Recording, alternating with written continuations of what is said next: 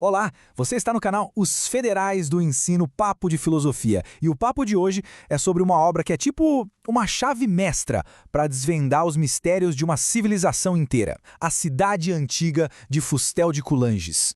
Então, vamos mergulhar de cabeça no mundo dos gregos e romanos. É um mundo que, sabe, a gente acha que conhece, mas que na verdade era bem esquisito, bem diferente. Muitas das leis e dos costumes deles são um verdadeiro quebra-cabeça para a gente hoje em dia.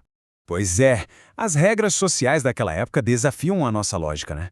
Pensa só, uma filha não poder herdar do próprio pai, ou então o celibato ser visto como um crime, uma coisa proibida.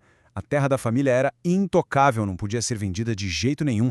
E talvez o mais chocante, o pai tinha poder de vida e morte sobre os filhos.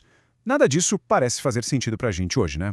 E para resolver esse enigma todo, o historiador Fustel de Coulanges veio com uma ideia genial, uma chave mestra. Ele disse o seguinte: para entender as instituições de um povo, a gente precisa primeiro entender as crenças dele. A resposta, segundo ele, não está na política nem na economia, mas sim na religião mais antiga dessas sociedades. A sacada do Coulanges é incrível. Ele argumenta que a base de toda a sociedade greco-romana era uma religião bem primitiva, uma coisa doméstica, de dentro de casa. E é essa religião que vai explicar tudo. Essa religião se apoiava em duas crenças fundamentais que mandavam em tudo. A primeira era o culto aos mortos. A ideia era que os ancestrais não iam para um céu ou inferno. Eles ficavam ali, vivendo debaixo da terra da casa. Viravam uma espécie de deuses domésticos, que precisavam de oferendas para garantir a paz deles e, claro, a proteção da família. A segunda crença era a do fogo sagrado, que era o centro vivo e divino de cada lar. Esse fogo era uma divindade mesmo, um protetor da família. A obrigação principal era mantê-lo sempre aceso, porque ele representava a continuidade e a pureza de toda a linhagem. Ok, então temos a nossa chave, o culto aos mortos e o fogo sagrado. Agora, vamos ver como essas duas crenças destravam a lógica por trás de toda a estrutura social antiga. É aqui que os enigmas começam a se resolver. Primeiro, a família. Para eles, não era unida por afeto, como a nossa, mas por um vínculo religioso sagrado. O pai não era só um protetor, ele era o sacerdote-chefe, o responsável por manter o culto e o fogo. E o casamento? Bom, não era sobre amor, era uma obrigação religiosa para garantir que o culto da família não morresse. E é por isso que a herança era daquele jeito tão estranho. O objetivo não era dividir a riqueza, mas garantir que o culto continuasse. E como só os homens podiam fazer os rituais, só o filho homem podia herdar. Simples assim. A filha, quando se casava, abandonava o culto do pai para se juntar ao do marido, por isso perdia o direito à herança. A terra não era só um pedaço de chão, era o solo sagrado onde os deuses da família, os próprios ancestrais, moravam. Os limites da terra eram sagrados, marcados por deuses protetores. Vender a propriedade era um ato de sacrilégio, uma ofensa gravíssima.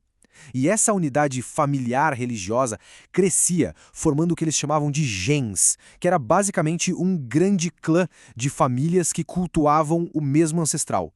E essa mesma lógica religiosa foi se expandindo até formar a própria cidade. As famílias se uniam em grupos maiores, as fratrias se juntavam em uma tribo.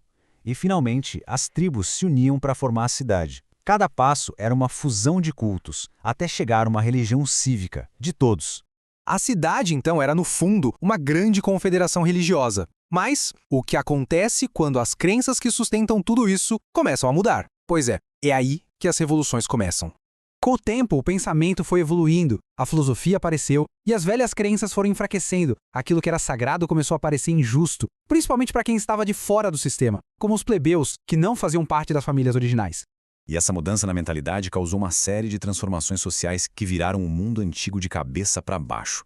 A sociedade deixou de ser governada pela religião e passou a ser governada por uma ideia nova, o interesse público. A lei deixou de vir dos deuses para se tornar algo criado pelos homens, para o bem de toda a comunidade. Então, o ponto crucial é este. A estrutura social não mudou por acaso. Ela mudou porque o jeito que as pessoas pensavam sobre o mundo e o divino mudou primeiro. A mudança nas ideias veio antes da mudança nas leis e no governo. A grande lição de A Cidade Antiga vai muito além da história. Ela nos faz refletir sobre as bases da nossa própria civilização. Quais são os nossos fogos sagrados e cultos aos mortos hoje? Que ideias fundamentais que talvez a gente nem perceba governam a maneira como a gente vive? Federais o Ensino, um papo melhor para um mundo melhor. Produzido por J. Nascimento.